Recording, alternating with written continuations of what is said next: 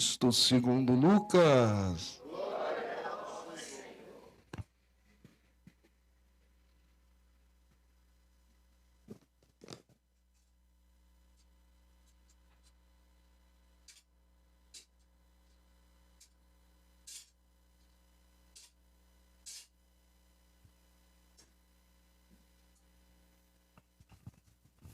Naquele tempo, disse Jesus aos seus discípulos: ficai certos.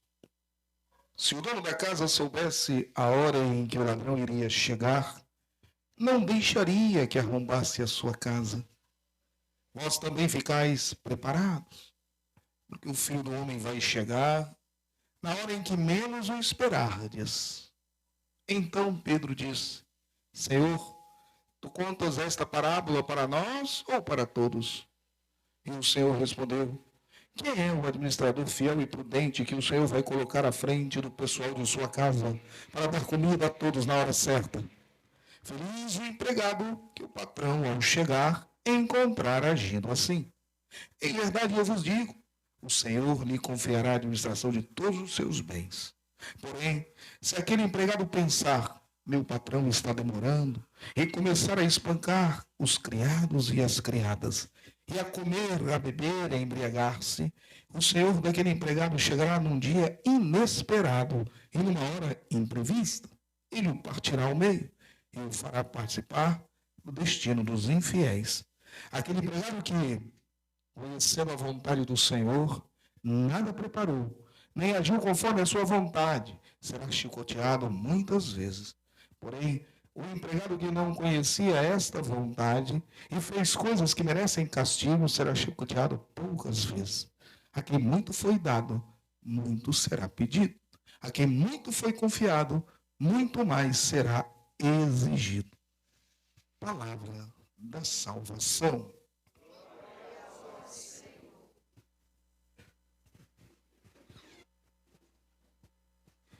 Meus amados irmãos, minhas amadas irmãs aqui presentes, são muitos das nossas diversas comunidades, nossos anfitriões que nos recebem aqui, da comunidade São João Paulo II, outros irmãos que vieram de outras paróquias para celebrar conosco, tem irmãos aqui da paróquia vizinha, nossa irmã, paróquia de Santa Rita, né? E a você que nos acompanha pelas nossas redes sociais. Hoje, para nós, é um dia de muita alegria. Trata-se aqui da comunidade São João Paulo II, nossa comunidade que esse ano completou 10 anos, é isso? Foram 11 anos, não é?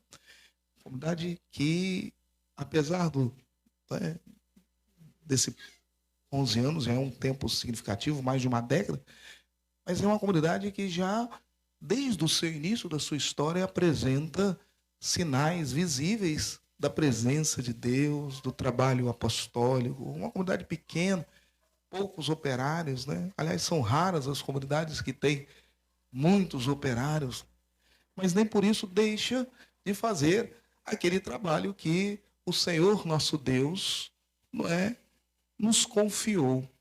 E é justamente essa confiança que nós buscamos honrar.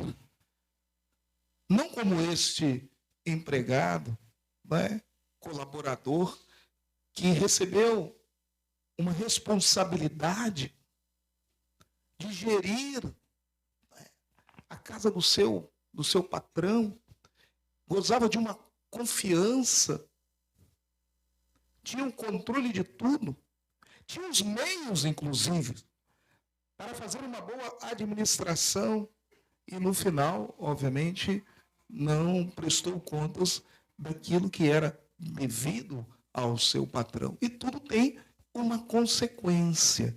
Na verdade, Jesus usa essa parábola como metáfora para justamente nos mostrar que nós somos aqueles que receberam uma confiança do Senhor. Nós vamos dizer um mandato, uma responsabilidade. Nós, batizados, cristãos católicos, somos co-administradores da obra de Deus. É Ele que edifica essa obra. É o Filho dele, este que nós podemos dizer, muito mais do que um patrão, é o nosso Senhor, o nosso Deus, o administrador supremo. Porém, nós participamos com o nosso batismo desta administração. Então, também nós, batizados, somos corresponsáveis com a igreja do Senhor. Somos administradores da graça de Deus. Sim, temos essa responsabilidade de entregarmos a Deus um resultado do nosso trabalho que mostra o esforço, o ímpeto e a vontade de cada um de colaborar e mais, de ajudar a transformar este mundo no reino que o Senhor tanto quer que nós vivamos. Porque o reino já se faz presente dentro de nós. Nós só podemos acessá-los com um coração totalmente voltado para Deus, que demonstre, através das nossas atitudes, do nosso dia a dia, do nosso agir, os ideais de santidade que nós, irmãos, recebemos no batismo. E para isso, ninguém pode descuidar desta missão, desta vocação, dessa confiança em Deus. Porque, meus amados irmãos e irmãs, quando Deus nos apresenta uma missão, um trabalho de evangelização, não falta o amor dele nos capacitando, derramando sobre nós 12 talentos, fruto da sua graça. Essa mesma graça que Paulo fala na carta aos Romanos. Agora, se não tivermos a coragem de abraçar a nossa vocação, de responder ao Senhor, eis aqui, Senhor, envia-me, sou todo teu, como João Paulo II dizia, totus tuo, da Virgem, mas também, sobretudo, do Senhor, de fato, nós não vamos perceber os nossos talentos, os nossos dons. E aí vamos descuidar do cuidado da casa do Pai. E a casa do Pai não é somente a comunidade. É toda a obra criada. Tudo isso pertence a Deus. Tudo aquilo que Deus criou pertence a Deus. Mas Ele o criou não para Ele, criou para nós. Para que aqui nós pudéssemos nos realizar. E não há realização pessoal para um cristão católico, senão pela via da relação com Deus, o seu apostolado, seu ministério na comunidade, seu empenho com a obra. Sim, é assim que nós descobrimos as verdadeiras alegrias. Mas para que nós possamos viver as alegrias de nos sentir colaboradores, porque nós verdadeiramente somos ou devemos ser a nossa natureza do batismo, é necessário o espírito de doação em favor de Cristo pela igreja. E aí, meus amados irmãos, isso não se faz sem uma identidade, a comunidade do qual nós pertencemos, a igreja. Sim.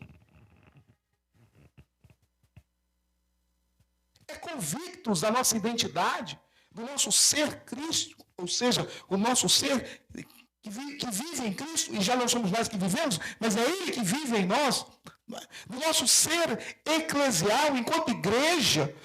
Se nós não tivermos essa convicção, essa certeza de fé, de fato, nós vamos ser displicentes com a obra de Deus. Então, se há algo na figura de João Paulo II que nos leva a admirá-lo e pedir a sua intercessão junto a Jesus, é a identidade que ele traz desde criança na sua vida como cristão católico. Não apenas como Papa. O ministério pontifício foi o auge da sua vocação. Mas essa identidade, para que ele chegasse a tal missão confiada por Cristo de governar a igreja, ser sucessor do apóstolo Pedro nesta barca, nos guiar, e ele nos guiou tão bem durante 26 anos. É necessário criar essa relação com o Senhor e com a igreja desde sempre, desde o início da caminhada, da vida. E para nós, irmãos, nos realizarmos enquanto pessoas, acessarmos a verdadeira felicidade, é necessário, sim, nos envolver com as coisas de Deus, porque ao nos envolvermos com as coisas de Deus, na igreja, na comunidade, nós vamos percebendo e sendo enriquecidos pelos 12 talentos que Deus nos dá, nos concede. Quanto mais esta relação, mais o Senhor investe em nós. Foi assim com São João Paulo II, este santo, que eu tive a alegria de vê-lo 2 vezes. 1980, lá em Belém do Pará, e 1991, aqui em Vitória. 2 vezes. Tive essa graça, né? E ele esteve no Brasil 3 vezes, né? Na verdade, ele teve 4. Ele veio, mas uma vez ele passou somente no aeroporto do Galeão, no estado do Rio de Janeiro. Ele ia para a Argentina, né? E aí o avião dele fez uma escala e ele deu uma bênção lá a todos no aeroporto. E o aeroporto ficou sabendo, as pessoas ficaram sabendo que João Paulo II iria ali, né, fazer escala o seu avião para a Argentina. Então as pessoas correram para o aeroporto do Galeão e ele desceu da aeronave e abençoou os que estavam lá presentes, né? Então ele esteve no Brasil 4 vezes, mas em 3 vezes ele esteve. Na última, ele esteve só no estado do Rio de Janeiro, porque ele veio para o Congresso Mundial das Famílias, que ele inaugurou também, né? Não foi só a Jornada Mundial, foi também o Congresso Mundial das Famílias. Investiu muito nisso. Mas o que nos salta aos olhos, né, na vida de São João Paulo II foi os desafios que ele teve que vivenciar. Quem conhece a história da vida pessoal de João Paulo II vai ver que é um drama. Perdeu seus pais muito cedo. Depois ele perdeu uma irmã, um irmão, melhor dizendo. Depois, né, ficou ele e a sua irmã Olga. E ele viveu o drama, né, de 2 regimes que assolaram o seu país. Primeiro, os nazistas. Quando ele ingressa no seminário, clandestinamente, estudando com o bispo, né? O bispo, né, o preparou, não era um seminário como eu tive a oportunidade, porque ali a igreja estava num processo de perseguição profunda, né? Ele morava na casa com o bispo e o bispo o preparou ali para o ministério, né? O ministério. 2 anos depois, ao final da guerra, em 47, ele é ordenado padre. E aí, para não despertar também, não é, a desconfiança, ao mesmo tempo que ele morava com o bispo, estudava, ele trabalhava numa pedreira, quebrando pedra, ali, na luta. E aí depois ele foi passando por outras dificuldades, quando uma vez, porque a Polônia era dominada, né, no sul pelos nazistas, no leste pelos soviéticos. Quando terminou a guerra, quando eles acharam que iriam respirar um novo momento, eis que vem o regime comunista. E mais uma vez, João Paulo II passa por sacrifícios. E ele não desiste. Continua sendo padre, não obstante a oposição do governo comunista na Polônia contra a igreja, a perseguição, o fechamento, o encarceramento de muitos padres. Mas ele continua ali fiel à sua missão. Pois o bispo manda ele ir para a Itália, onde ele se especializa em filosofia e também em teologia. Ele era um grande filósofo, tem uma grande teologia sobre o corpo, né? corpo enquanto instrumento de Deus, que nos faz dar graças a Deus, né? Que nos faz servir a Deus, o corpo enquanto essa criatura que deve servir sempre aos propósitos de Deus em santidade e vida, voltou para a sua terra, continuou enfrentando o regime comunista, né? As perseguições, as dificuldades, mas o país dele, sobretudo a região onde ele viveu, Cracóvia, o país era muito católico, né? Nunca abriu mão da sua fé, e ele continuou mantendo vivo, até que em 58 ele é eleito, né, bispo auxiliar de Cracóvia, ainda com o Papa Pio XII, nos últimos momentos de Pio XII. Depois assume João XXIII, e João XXIII, então, ele desenvolve todo o seu trabalho com João XXIII, depois assume a própria igreja particular, Arquidiocese de Cracóvia, com muitas dificuldades. Depois Paulo VI o torna cardeal, elege cardeal, e ele continua a sua caminhada. Aliás, em 1978 ele é eleito cardeal por Paulo VI e logo depois ele é eleito papa. É um conclave em que ninguém esperava, depois de 400 anos, né, de papas italianos, 4 séculos de papas italianos, né, o conclave elege um polonês de uma região, né, que não vivia a liberdade política. E ele nunca abriu mão da sua fidelidade a Cristo, nem mesmo diante dos momentos mais difíceis. E uma das primeiras viagens, se não a primeira viagem missionária, é voltar à sua terra e agradecer a Deus por toda a sua formação dada pela sua terra, pela sua igreja local, que o propiciou servir ao Senhor. E o que nos chama a atenção nisso tudo? A convicção de ser cristão católico.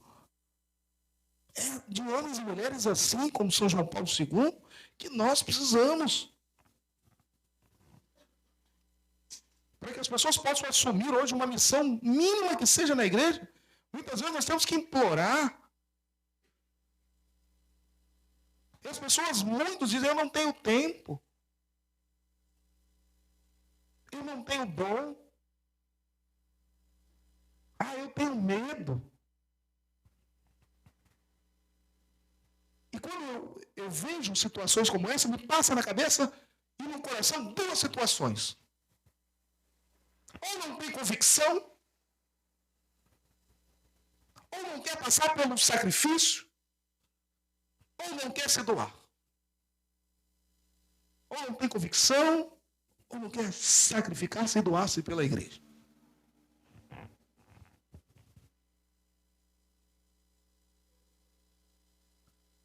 E quando nós, então, olhamos para a vida de São João Paulo II, e percebemos o quanto ele se doou, não tenhais medo, dizia ele no início do seu pontificado, sejamos todos de Deus, nós devemos pensar e refletir. Puxa, se este homem passou por tantas dificuldades, num país que não podia viver a sua fé, numa igreja vigiada, perseguida, e ele se manteve ali fiel. Um homem que perdeu a sua família cedo, perdeu um irmão, ficou apenas com uma irmã, com tantas as dificuldades, e nos deixou um testemunho. Será que aquilo que muitas vezes a minha comunidade me pede, ou o padre, ou o coordenador, é muito? Participar de uma equipe, fazer um trabalho de evangelização, de anunciar Deus ao mundo.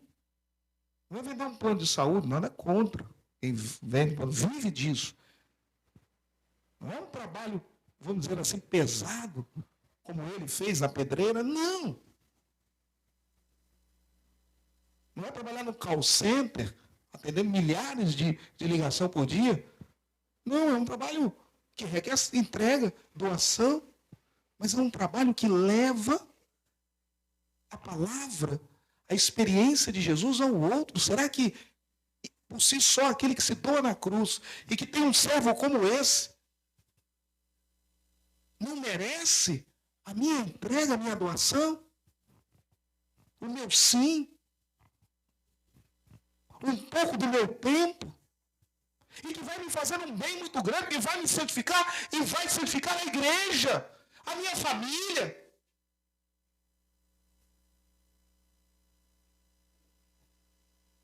Será que isso exige tanto de mim assim? Ou eu não faço porque eu não tenho convicção da fé que eu vivo? Ou porque eu não estou disposto a me sacrificar? Hein, meus amados? Não existe reino de Deus sem entrega. Não. Assim como nada que nós conquistamos não seja fruto do nosso empenho, das nossas lutas. A igreja necessita da sua vocação, mas, sobretudo, necessita do seu amor. Porque ninguém se doa por aquilo que não ama. Aonde está o seu tesouro, lá estará o seu coração. São João Paulo II fez do Senhor o seu grande amor, fez da Virgem o seu grande amor, fez da igreja o seu grande amor.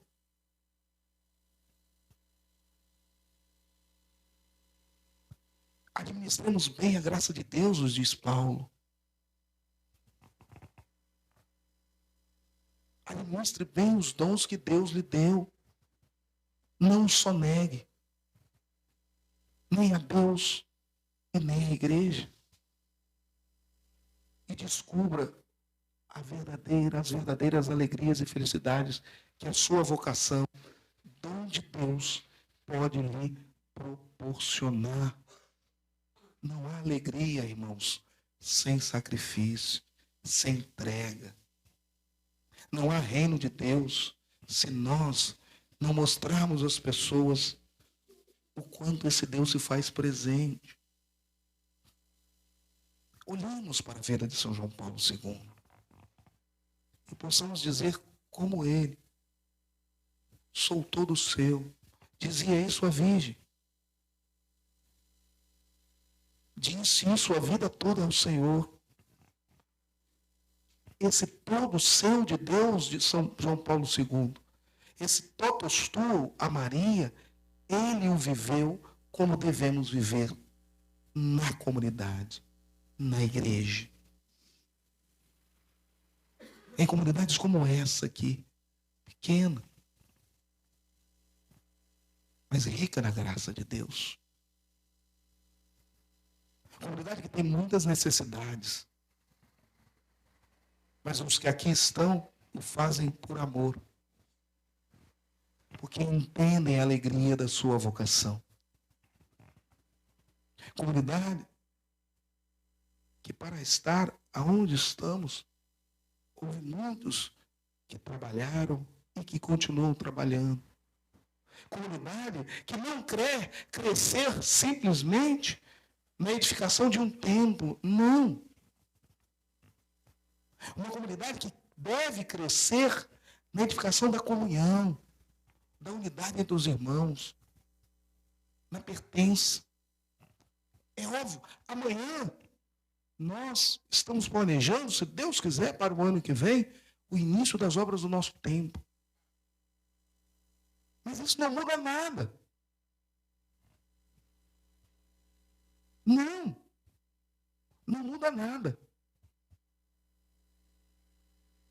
Porque é a igreja que se faz presente aqui. É essa igreja. O que nós vivemos aqui, nós vamos transportar, se Deus quiser, para o nosso terreno aqui na frente. Mas vamos conservar o mesmo espírito, os mesmos ideais, a mesma responsabilidade, sabe? O mesmo amor. O mesmo espírito de comunidade. A mesma responsabilidade de ter São João Paulo II como patrono, padroeiro da comunidade. Não. Nós não vamos nos tornar mais comunidade porque ainda não temos o nosso templo.